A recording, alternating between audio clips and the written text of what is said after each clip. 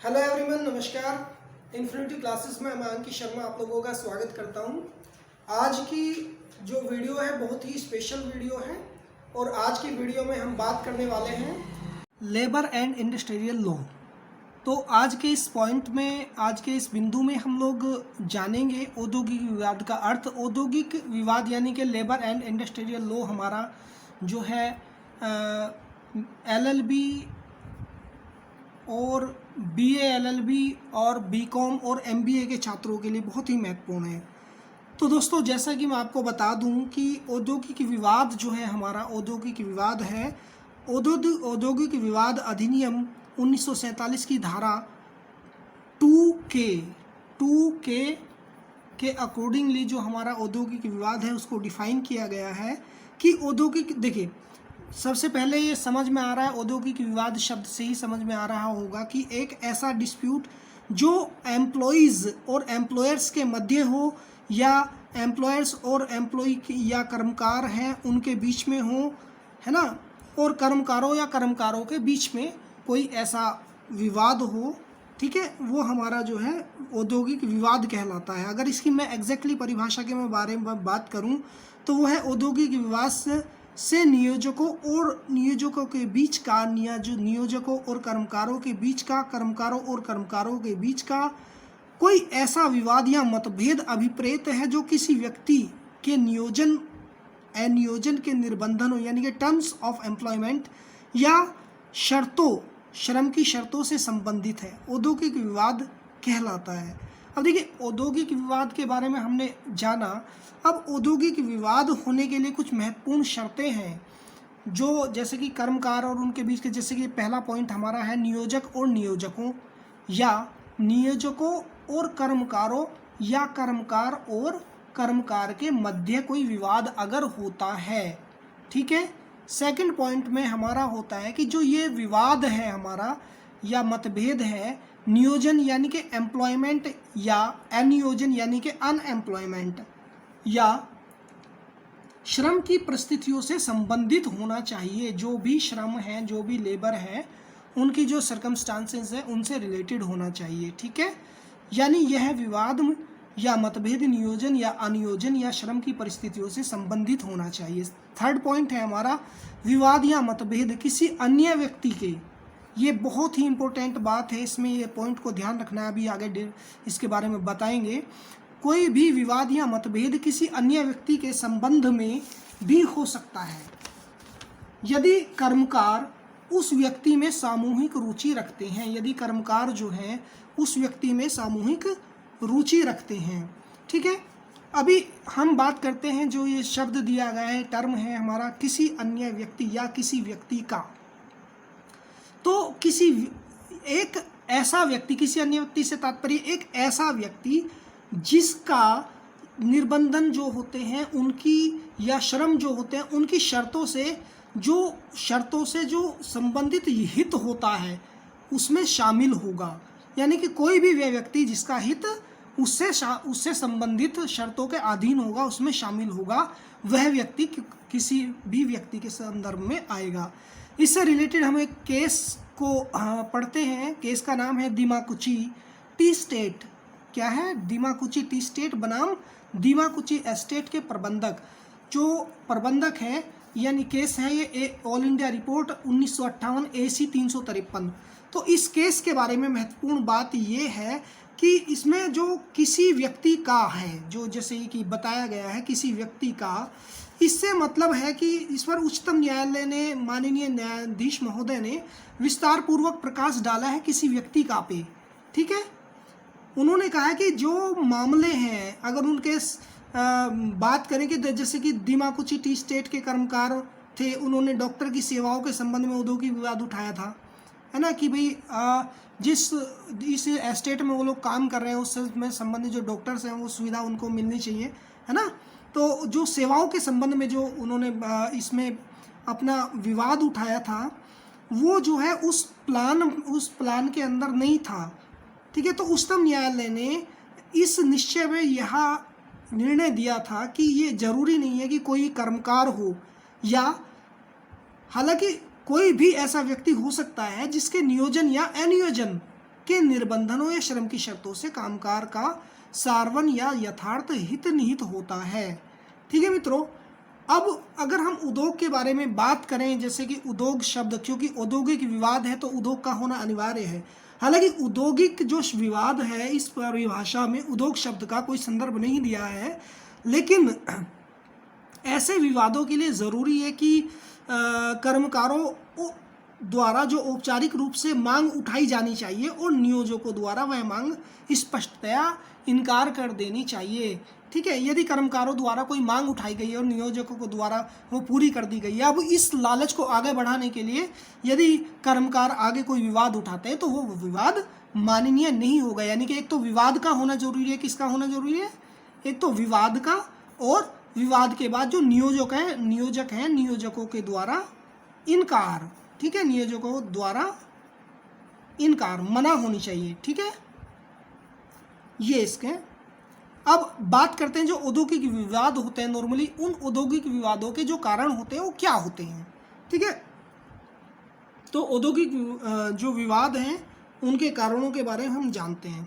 देखिए, सबसे पहले हम पढ़ते हैं कि जो औद्योगिक विवाद अधिनियम 1947 है, इसके अकॉर्डिंगली जो औद्योगिक विवाद अधिनियम 1947 है, इसके अकॉर्डिंगली जो है इसके जो कारण हैं, देखिए, या तो देखो ऐसा होता है कि मंदी के समय जो नियोक्ता हैं उनके द्वारा श्रमिकों को काम से निकाल देना, वेतन में कटौती करना, है ना, सेवा आयोजकों द्वारा कम मजदूरी देकर श्रमिकों को या कामगारों से अधिक काम की मांग करना, मजदूरों द्वारा कानून के विरुद्ध कार्य करना, या कर्मकार और नियोजकों के बीच में असहमति या मदों में जो मत हैं उनमें भिन्नता होना, या नियोजकों द्वारा विधि विरुद्ध कार्य कर लेना, है ना। तो ये पॉइंट हैं 1947 अधिनियम औद्योगिक विवादों के अंतर्गत में, ये कुछ कारण हो सकते हैं। ठीक है मित्रों, अब हम बात करेंगे औद्योगिक विवाद अधिनियम 1947 के जो उद्देश्य हैं इनके बारे में हम लोग अभी बात करने वाले हैं।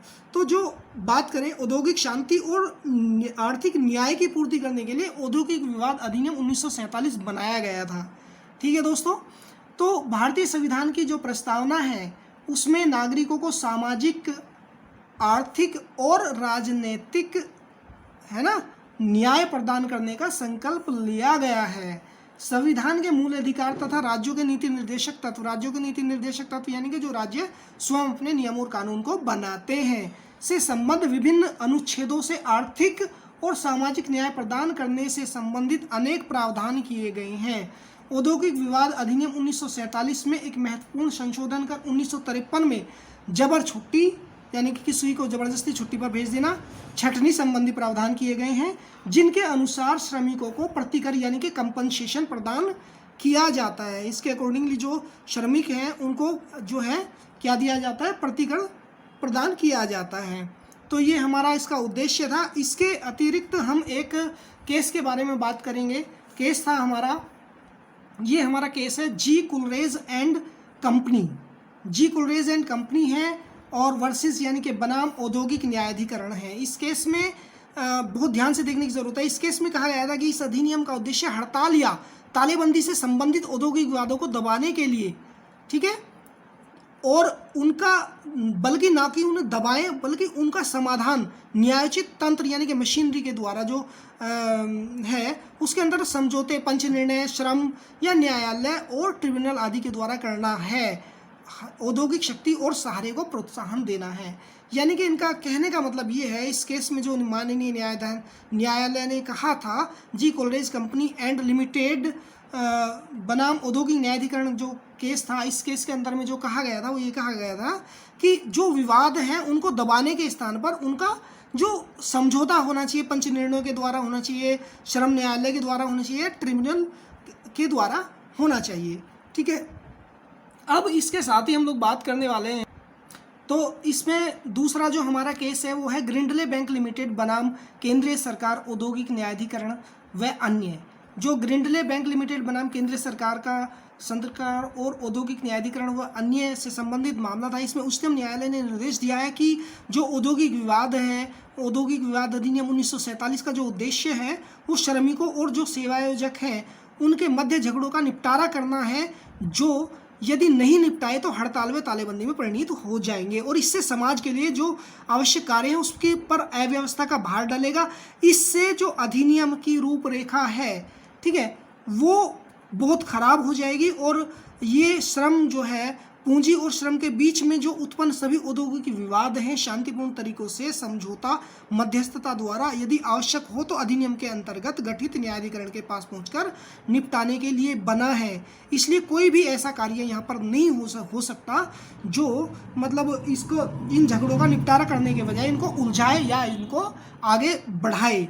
ठीक है, तो ये था। अब इस अधिनियम की जो विशेषताएं थी, अधिनियम कौन सा, जो हमारा अधिनियम है औद्योगिक विवाद अधिनियम 1947 जो है, इसका मुख्य उद्देश्य है, जो इसकी विशेषताएं हैं वो ये थी, सबसे पहले कि औद्योगिक न्यायालयों को विवाद सौंपना और उनके निर्णयों को लागू करना। जो औद्योगिक न्यायालय की आप सब लोग जानते हैं, इस पॉइंट के अंदर में ये है कि जैसे मान लो कोई सिविल केस है, उनमें आप डायरेक्टली कोर्ट में अपील कर सकते हैं, कोर्ट में उसको इसको ले जाते हैं। मान लीजिए जैसे कोई संविधान अधिनियम है, कॉन्ट्रैक्ट एक्ट है या आईपीसी के तहत जो भी हमारे केसेस हैं उनको आप यहाँ पर कोर्ट में ले जा सकते हैं। लेकिन जो हमारा औद्योगिक विवाद अधिनियम है उसके अकॉर्डिंगली आप जो औद्योगिक विवाद से संबंधित निर्णय हैं जो उनके लिए आप डायरेक्टली कोर्ट में नहीं जा सकते। ठीक है, और इस दूसरी बात है हड़ताल और तालाबंदी निषेध। देखिए, अगर बात करें हड़ताल और तालाबंदी निषेध, देखिए जब तक समझौता कार्यवाही या निपटारे की कार्यवाही औद्योगिक न्यायालय में चलती रहेगी उस समय तक हड़ताल या तालाबंदी समुचित सरकार द्वारा प्रतिबंधित कर दी जाती है। जब तक चलती रहेगी कोई भी तालाबंदी नहीं होगी। इसके बावजूद यदि कोई पक्ष हड़ताल और तालाबंदी जैसी घटनाओं में अपने को शामिल भी करता है तो ऐसी हड़ताल से पूर्व उसे नियोक्ताओं द्वारा उसको एक सूचना देनी होती है।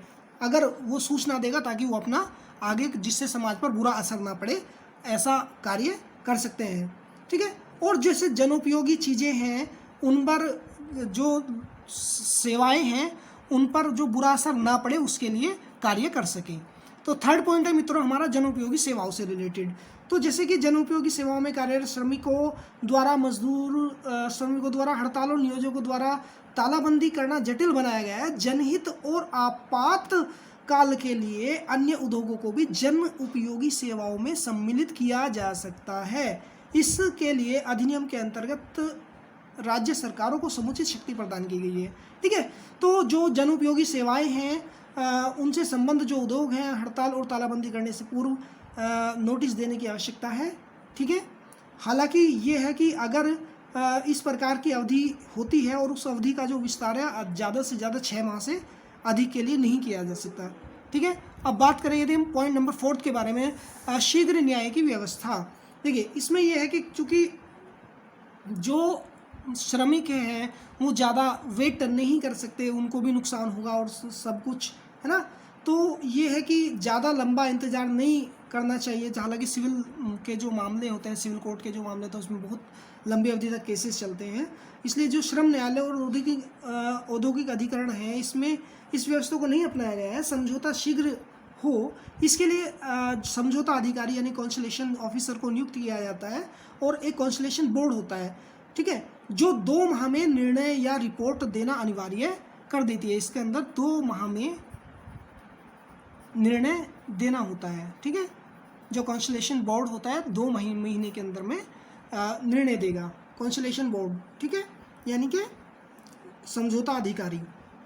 अब हम बात करते हैं अगले पॉइंट के बारे में, सामाजिक न्याय की व्यवस्था करना। देखिए दोस्तों, जैसे कि संविधान की प्रस्तावना में सामाजिक न्याय की व्यवस्था में बात कर रहे हैं हम, जैसे कि संवैधानिक प्रस्तावना में अंतर्निहित आर्थिक सामाजिक न्याय के सिद्धांतों को दृष्टिगत रखते हुए इस अधिनियम में श्रमिकों को सामाजिक न्याय प्रदान करने का सघन प्रयास किया गया है, क्योंकि श्रमिक वर्ग को समाज का एक कमजोर वर्ग माना गया है। उच्चतम न्यायालय ने अधिनियम की धारा 10 की परिधि में अपने विभिन्न जो निर्णय दिए हैं, निर्णय करते समय सामाजिक न्याय के संदर्भ में अनेक सारगर्भित सिद्धांत दिए हैं, जो भी प्रिंसिपल्स दिए हैं। ठीक है, अगली बात हम करेंगे अधिनियम का विस्तार। जो अधिनियम है हमारा, ये हमारा 1 अप्रैल सन 1947 से संपूर्ण भारत पर जो है लागू है ना। औद्योगिक विवाद अधिनियम 1 अप्रैल 1947 से संपूर्ण भारत में लागू है। अब बात करते हैं सुसंगत संशोधन के बारे में। देखिए जैसे कि आप जानते हैं कि जो संविधान है, जो नियम है, नियम लोगों के लिए है, ना कि लोग नियमों के लिए हैं। लोगों की सुविधा के अनुसार नियमों को बदला जा सकता है। तो एक बता दें कि जो हमारा औद्योगिक विवाद अधिनियम 1947 था, ये औद्योगिक विवाद अधिनियम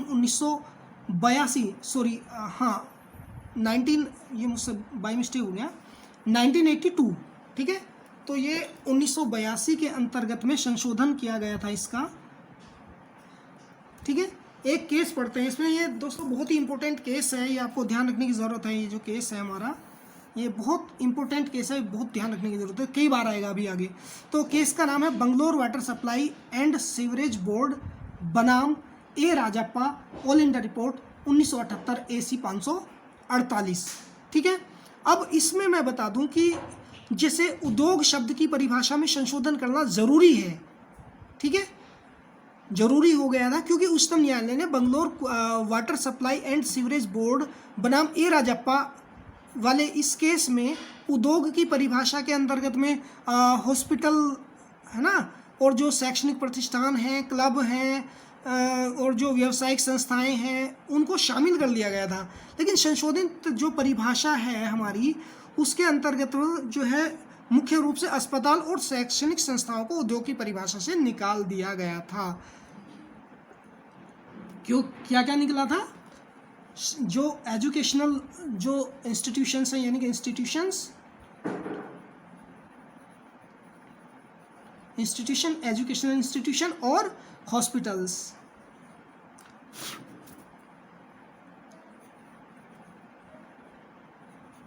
इनको निकाल दिया था, ठीक है दोस्तों। अब तो आगे हम बात कर रहे हैं कि जो औद्योगिक विवाद अधिनियम 1947 के अंतर्गत में उद्योग शब्द की जो परिभाषा है, वो जो 1947 औद्योगिक विवाद अधिनियम की धारा 2 क्लोज J के अकॉर्डिंगली बताई गई है कि उद्योग में कोई कारोबार, व्यापार, उपक्रम, अधिनिर्माण या नियोजकों की आजीविका अभिप्रेत है, और इसके अंतर्गत कर्मकार की कोई भी आजीविका, सेवा, नियोजन, हस्तशिल्प या औद्योगिक उपजीविका या उप व्यवसाय शामिल है। देखिए, इस परिभाषा को हम 2 बार में पढ़ते हैं कि एक तो यह है कि उद्योग में कोई कारोबार, व्यापार, उपक्रम या अधिनिर्माण या नियोजकों की आजीविका अभिप्रेत है, एक पार्ट ये हो गया। सेकंड पार्ट ये हो गया कि इसके अंतर्गत कर्मकार की कोई भी आजीविका, सेवा नियोजन, हस्तशिल्प या औद्योगिक उपजीविका या उप व्यवसाय शामिल है, ठीक है। अब इसका जो फर्स्ट पार्ट है, फर्स्ट पार्ट में क्या क्या है? आपके अधिनिर्माण, नियोजक, ठीक है, और कारोबार और व्यापार। और जो इसका सेकंड पार्ट है, सेकंड पार्ट के अंदर आजीवन, सेवा नियोजन, हस्तशिल्प और औद्योगिक व्यवसाय जो है ये शामिल है। हालांकि ये जो अवधारणा है कि उद्योग सामान्यतः जिसका निर्माण या उपक्रम नियोजक करता है, धीरे धीरे समाप्त हो रही है। इसका स्थान अब जो है आधुनिक कॉन्सेप्ट ने ले लिया है, ठीक है। जो ये परिभाषा है, जो ये हमारी परिभाषा है, तो इसके अंदर में जो उद्योग शब्द है, ये हो गया आपका उद्योग शब्द, ठीक है। उद्योग शब्द की जो व्याख्या है माननीय उच्चतम न्यायालय द्वारा अनेक न्यायिक निर्णयों में दी गई है, ठीक है। जैसे कि अभी मैंने बताया था, हमारा ये बहुत इंपॉर्टेंट केस लो है बंगलोर वाटर सप्लाई बनाम सीवरेज बोर्ड, ठीक है। इसमें एक स्पेशल लीव पिटीशन थी जो संविधान के अनुच्छेद 136 आर्टिकल 136 के अंदर में लीव पिटीशन था। उसके अंतर्गत उच्चतम न्यायालय जो है, उन्होंने महोदय ने जो उच्चतम न्यायालय माननीय सुप्रीम कोर्ट में कर्नाटक के हाई कोर्ट के आदेश के विरुद्ध एक केस दाखिल किया गया, जिसमें इस न्यायालय ने माना कि जो धारा 2J है, उसके अकॉर्डिंग ही किसी एक को उद्योग के रूप में माना जाएगा। इस निर्णय ने औद्योगिक जगत में एक तूफान सा खड़ा कर दिया, क्योंकि इसने बहुत से उद्योगों को उद्योग की परिभाषा में लाकर खड़ा कर दिया था जो इसकी परिभाषा से बाहर माने जाते थे, ठीक है मित्रों। ये जो हमारा बंगलोर वाटर सप्लाई केस था, इसमें 3 बिंदुओं पर जो है विशेष बल दिया गया है, जिसको हम ट्रिपल टेस्ट या त्रिपरीक्षण के नाम से जानते हैं, ठीक है। बंगलोर वाटर सप्लाई केस में 3 बिंदु थे। पहला कि जो कार्यकलाप है सुव्यवस्थित ढंग से हो, संचालित किया जाना चाहिए। दूसरा ये है कि यह कार्य नियोजक और कर्मचारियों के सहयोग से किया जाना चाहिए। तीसरी बात ये कि यह कार्य माल के उत्पादन और वितरण तथा मानवीय आवश्यकताओं और इच्छाओं की संतुष्टि संबंधी किसी सेवा के उद्देश्य से किया जाना चाहिए, जो मानवीय आवश्यकताओं और मानवीय इच्छाओं की संतुष्टि के उद्देश्य से किया जा रहा है। अब इसको हम पढ़ते हैं। पहला केस है हमारा अब्दुल रशीद बनाम इंडियन सेलोरस होम सोसाइटी एंड अन्य, जो 1989 का केस था। इस केस में क्या था, सोसाइटी जो है, जैसे कि सोसाइटी है ये हमारी, इसको भी उद्योग के रूप में माना गया था। ठीक है, इससे उद्योग की परिधि में जो उपक्रम है, आजीविका है और सेवाएं हैं और साहसिक कार्य जो व्यापार या कारोबार के संचालन के समान है वो आ जाते हैं। क्रियाकलाप को चलाने के व्यवस्था शास्त्र जैसे नियोजक और नियोजित के बीच सहयोग संगठित करने में अन्य सभी स्वरूप भिन्न हो जाते हैं। ठीक है, किंतु इससे कोई अंतर नहीं पड़ता यदि शब्दों के प्रयोग में समानता है। ठीक है, और दूसरा हमारा यही केस है, हमारा इम्पोर्टेंट केस है बंगलोर वाटर सप्लाई बनाम ए राजप्पा। ये वाला केस था। इसमें क्या था कि जो माननीय सुप्रीम कोर्ट है, उच्चतम न्यायालय है, उनका जो निर्णय था उसके फलस्वरूप जो व्यवसाय हैं, क्लब हैं, जो हमारे व्यवसाय हैं, क्लब हैं, ठीक है, और इसके अलावा जो शिक्षण संस्थाएं हैं, शिक्षण संस्थाएं, ठीक है, और जो साहसिक कार्य हैं, ठीक है, और जो पुण्यार्थ कार्य हैं, ये सब उद्यम यदि इस मामले में प्रतिपादित परीक्षण ट्रिपल टेस्ट है, इसकी इन तीनों शर्तों को पूरा करते हैं। ठीक है, तो ये उद्योग की परिभाषा से बाहर नहीं किए जाते हैं। ठीक है, अगर जैसे कोई शिक्षण संस्था है, कोई भी, यानी कि जो सुव्यवस्थित ढंग से संचालित की जाती है और नियोजक और कर्मचारियों के सहयोग से की जाती है, और जो उद्देश्य मानवीय आवश्यकताओं और इच्छाओं की संतुष्टि से किसी सेवा के उद्देश्य से की जाती है, वो सारी हमारी जो है उद्योग की परिभाषा से बाहर नहीं आएंगी, ये उद्योग की परिभाषा के अंदर में गिनी जाती हैं। ठीक है मित्रों, अब हम उद्योग की परिभाषा के बारे में बात करेंगे कि देखिए, जो उद्योग की संशोधित परिभाषा है, यह परिभाषा औद्योगिक विवाद संशोधन अधिनियम 1882 द्वारा प्रतिपादित की गई है, परंतु इसे अभी तक प्रभावी नहीं किया गया है।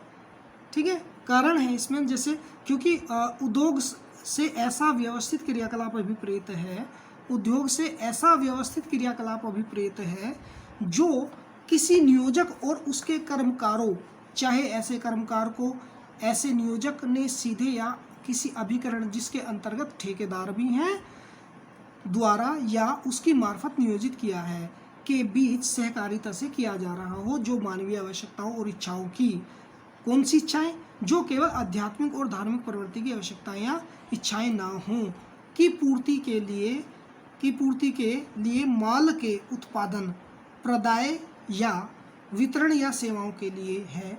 भले ही नंबर एक बात, ऐसे क्रियाकलाप के प्रयोजन के लिए किसी पूंजी का विनिधान किया गया हो या नहीं, ऐसे क्रियाकलाप या कोई अभिलाभ या लाभ प्राप्त करने हेतु किया जा रहा हो या नहीं, इसके अंतर्गत दो बातें हैं। जैसे डाक कर्मकार है, नियोजन और विनिमय अधिनियम 1948 की धारा 5A के अकॉर्डिंगली जो स्थापित डाक श्रम बोर्ड है, उसका कोई क्रियाकलाप या किसी स्थापन द्वारा किया जाने वाला कोई विक्रय संवर्धन या कारोबार या दोनों से संबंधित कोई क्रियाकलाप।